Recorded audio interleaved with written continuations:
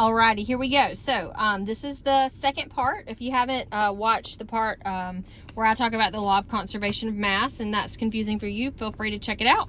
But this is all about the law of definite proportions and the law of multiple proportions. So a proportion is just a comparison.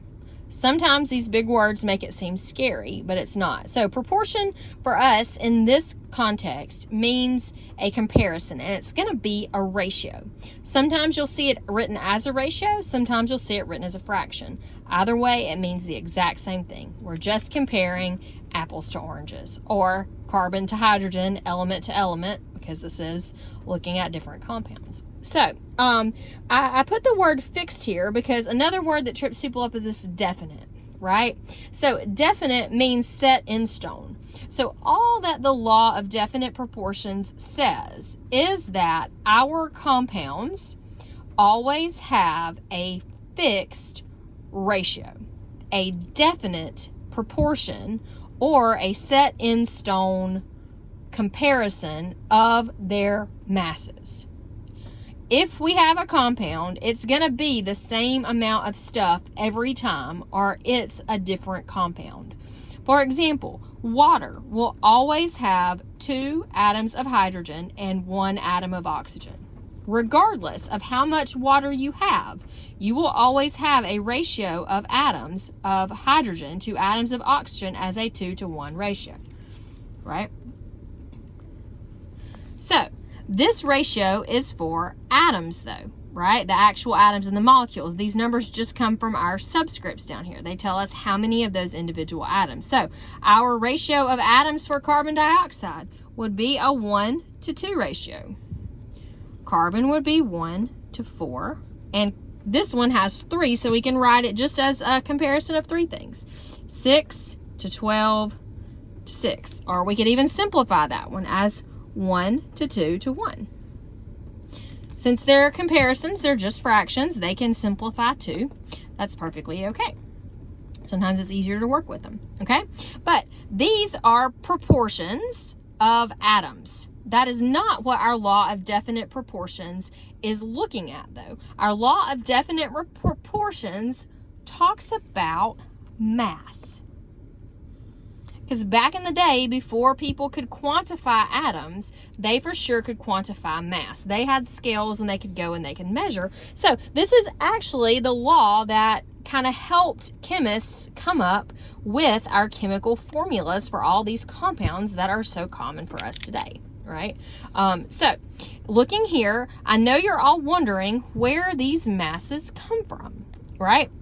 So, if we look on the periodic table and we look at the information found there, one of those pieces of information is a mass number, right? That mass number is unitless because it's actually where it can have a macro unit or a micro unit. So we can look at that number as the weight of an individual atom of hydrogen, or we can look at a kind of standard amount, a counting unit, if you will. We'll learn about it. It's called the mole, but it's standardized. So we would look at 1 unit of that as a mass in grams. So if we're looking at here, this compound right here, if I had this standard amount of water, oxygen will have a mass of 16 grams because there's 1 of them. I look on the periodic table and the mass for oxygen is 16. Now, I want to find the mass of hydrogen. If I look on my periodic table, 1 hydrogen has an atomic mass of 1.01. But if I look in this compound, I don't have just 1. My ratio is 2-to-1. So I have 2 hydrogens. So doesn't it make sense that 2 hydrogens would weigh about 2 grams? 2 moles of hydrogen, 2 units of hydrogen will weigh that. Okay, so if we look at our ratio of masses here, 16 grams of oxygen is always going to combine with 2 grams of hydrogen to make water, and it will all be used up. The same for CO2. If I look on the periodic table and I look at the mass number for 1 carbon is 12 grams. If I look at it for oxygen, oxygen is 16 grams, but I have 2 of them. So we've got to multiply 16 by 2, and that gives us 32 grams. Okay, It's that simple, right? There's an X here because there's no hydrogen. So now for this one, carbon and hydrogen. If I look at the mass of carbon, one carbon is 12 grams. And my hydrogen over here is 4. But I just told you hydrogen was 1.01. Oh, but if we look back over here, there are 4 of them. So 1.01 times 4, we're going to round off because that's not as specific as what we have. So we're just going to round it to the whole number and let it be. Now, this one is different. Carbon, hydrogen, oxygen. There are a ton of things in here, right? But I'm told that I have 12 grams of hydrogen. There's 12 hydrogens in there. 12 times 1 gives me 12. So I need to multiply 12 times 6. And I need to multiply 16 by 6 to get my numbers in here, right? So if we want to do that, I don't have a calculator. 6 times 12 6 times 2 makes 12. 672 for my carbon. And if I need to do my oxygen, that is 16 times 6, 36, 6, 7, 8, 9, 96. Okay. So hopefully that didn't confuse you too bad. We're just getting these numbers from the periodic table and looking at one unit of each of our compounds. So now, remember over here we did a ratio or proportion of atoms. We're going to do the same thing except for this mass. So if I look at my mass of oxygen to hydrogen, look over here, we did hydrogen, oxygen. We're going to just write them as they come in here.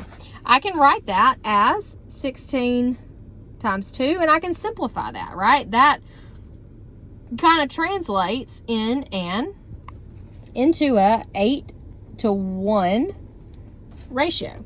I could also write it as a fraction, 1:8 or 8:1, depending on how I need to use it, right? Right now we're going to look at this 8:1 ratio right here. Okay, let's do the same thing for this. This is a 12:32 ratio.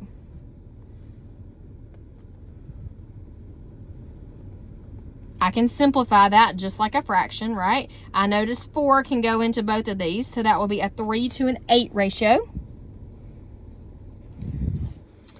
And if we go here, 12:4, that's a 4:1 ratio.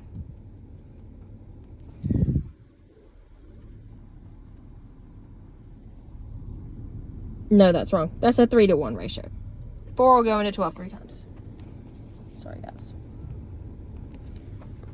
Okay, 3:1 ratio. Now, looking at this one, we've got 72 to 96 to 12.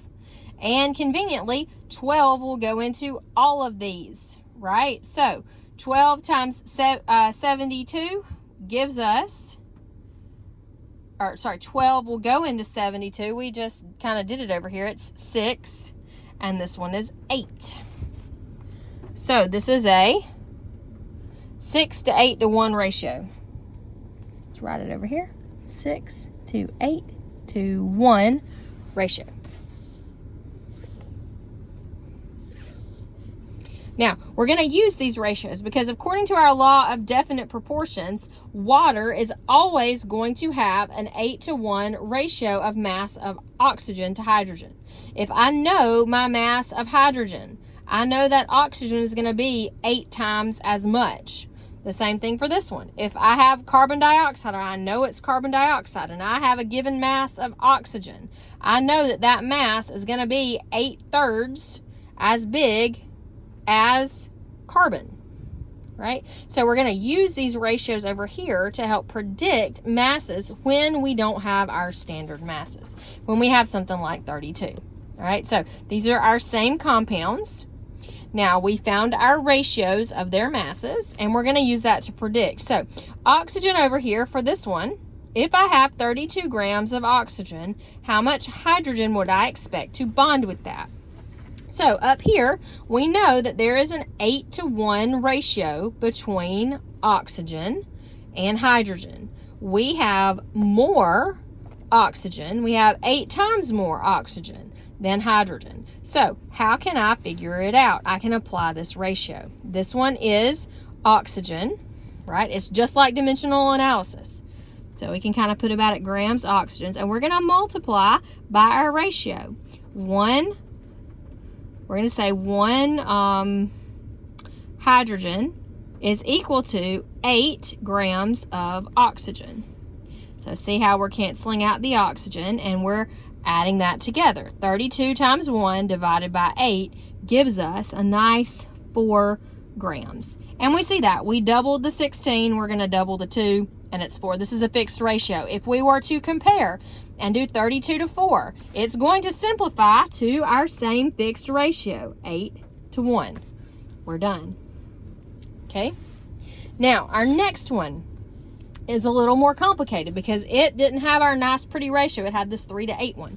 But don't let that confuse you. It works exactly the same. So if we have 6 grams of carbon, how much oxygen we need to bond with that? So remember, we looked over here and this is 3 to 8 carbon to oxygen. So we've got 6 carbon. How are we going to use our ratio to get the carbon to cancel? Which of these went with carbon? The 3, right? So it needs to be on the bottom. 3 carbon to 8 oxygen. And we would expect that. We want this one, we know we're going to have more because our ratio in carbon to oxygen, our oxygen was always bigger. So we know that this number is going to have to be bigger. So to convert this, 6 times 8 divided by 3 will give us our answer. And if you do that, that should give you a nice, sweet 16 grams. Okay?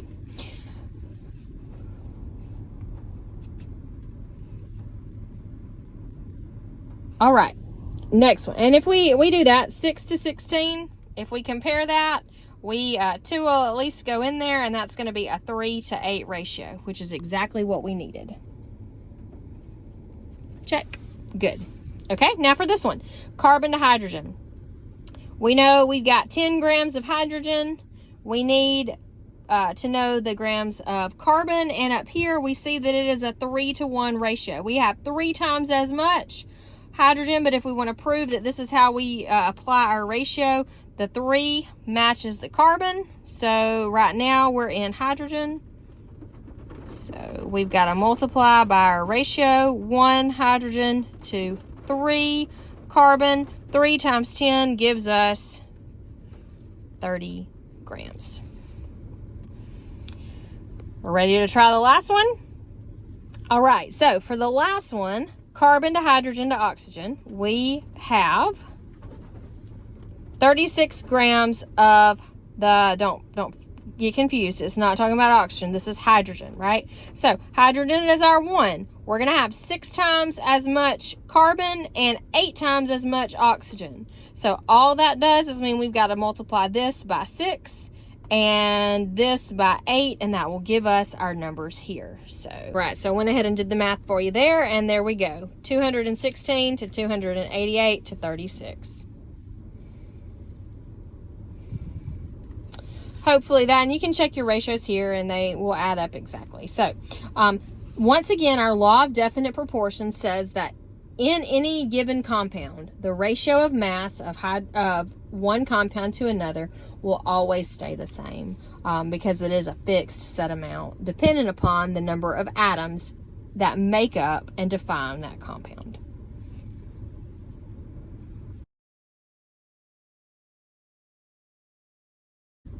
All right, last we have the law of multiple proportions. So this is talking about compounds that have the same atoms in them, just different amounts of those atoms. And it says that our ratio of these different compounds with the same elements in them,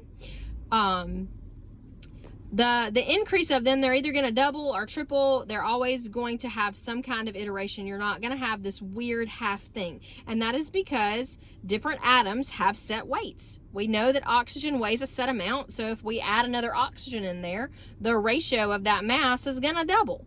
That's all it means, right? That we're working with whole numbers here because our atoms have a set mass. That does not change. And this fits with what we've been learning about what John Dalton thought about atoms, how all of our atoms of the same element are identical. We know that there's a little fudge there because there are isotopes, but the difference in mass for those is so negligible. They all basically have the same mass, right? So we can use that and apply that to these different principles, right? So we want to look now at two different compounds. So we're going to use our law of fixed proportions to be able to answer this law of multiple proportions questions, because we know that each of these compounds is going to have a fixed ratio, but this one, the ratio is just going to be a little different. It's going to be doubled, right? So here we have a 1-to-1 ratio. We've got 2 grams of carbon, so we're actually going to write this out. So we're going to look at CO, and we notice that it's a 1-to-1 atomic ratio. So if we look on our periodic table, 12 grams and 16 grams. So that's a 12 to 16 ratio. We can simplify that into, let's see, I know 4 will go into there, a 3 to 4 ratio, right? Okay, and if we look over here at CO2, that is going to be 12 grams to 32, or a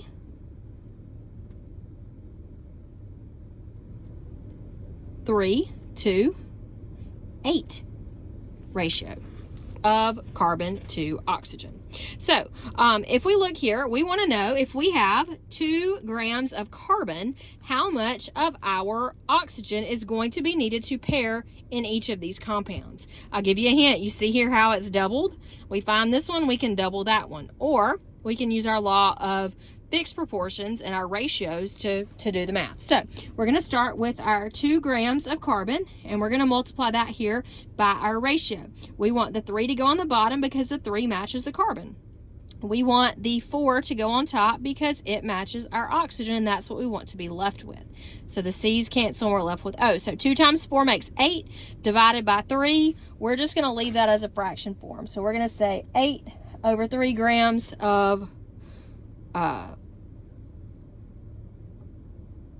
oxygen, because that's what it asks. This is confusing. Grams of oxygen. Okay, now for this one, we're gonna see that, hey, it's gonna be doubled. So we've got 2 grams still of carbon, and we're gonna multiply that by our ratio, but this ratio is different. So we're gonna have 3 grams of carbon on the bottom, or sorry, 3, not grams, 3 carbons to 8 oxygens, because it's doubled, right? Instead of 2, we have 8. We're going to see that the ratio just doubles. So 2 times 8 is 16, divided by 3. You'll see here it's exactly the same. You can get decimal numbers, and you're going to notice that the 1 is just twice as big, because we have twice as much oxygen. That's all our law of multiple proportions means. It's that these ratios have patterns to them. They're multiples. There's some small whole number multiple here of our ratio between masses, because we can't add half an atom, right? So let's do the last one, and then we'll be done with this and can move on. Yay! So 3 grams of hydrogen. How many grams of oxygen will be in H2O and H2O2? Whew, I shed some light on the situation. Okay, so now, same process. We're going to look at this. So H2O, we've got a 2-to-1 ratio, but we're going to do, look at our grams. So if this is just a normal compound, so that would be 2. Remember, 1 from our periodic table times 2. And oxygen was 16. So it's a 1 to 8 ratio. And then H2O2, our O is changing, so that would be a 2 to, instead of 16, a 32 ratio, or a 1 to 16 ratio. So if we have 3 grams of hydrogen, we're going to multiply that by our ratio. We want to pick the one that matches hydrogen to go on the bottom, so that's a 1, and an 8 oxygen. So 3 times 8 gives us 24. Even before you do the math, what do you think is going to happen to our answer for H2O2? hopefully you see that it's going to double. So we're going to do 3 grams of hydrogen. Now we're going to have our 1 hydrogen on the bottom and 16 oxygen on the top. So 3 times 16 should give us an amazing 48 grams. And you can measure the masses. You're going to get exactly these same ratios down here. So hopefully that helped clear up any confusion you have about our law of definite proportions and how that applies to compounds, and how we can further extend that into looking at compounds that are similar but have different amounts of elements in them.